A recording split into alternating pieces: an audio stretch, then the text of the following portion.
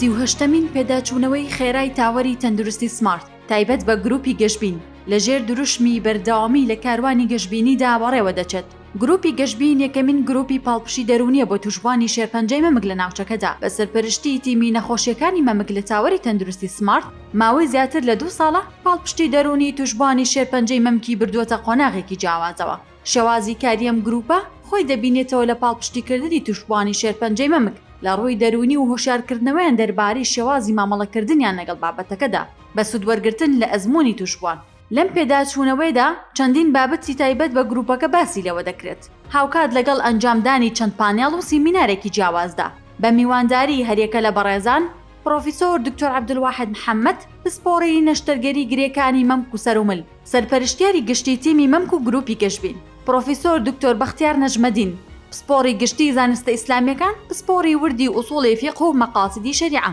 دکتۆر یادگار ناتق پسپۆڕی نەخۆشیە دەرونیەکان دکتۆرە شانۆ مەحموود خوێندکاری بۆرس لە نەخۆشیە شێرپەنجەیەکان خاتوو دانیا ئەکرەم توێژەری دەرونی دکتۆرە هەرزاڵ هیوا پزیشکی نیشتەجێی خولاو شاجوان ئیبراهیم پەرستار لە تیمی نەخۆشیەکانی مەمک. ئێمە توشبوانی شێرپەنجەی مەمک لەبیر ناکەین بە پانێڵێک سەکۆی تایبەتیان بۆ دەڕەخسێنین تا لەو ڕێگەیەوە پێیامی چارەخوازانمان بگێنین هاتن تایبەتە بە ستافی پزیشکی و توشبوانی شێرپەنجەی مەمک و یاوەرەکانیان بەرواری 3/12/2025 ڕۆژی چوارشەممە کاتژمێر 8:30 سەر لە بەیانی لە تاوەری تەندروستی سمارت.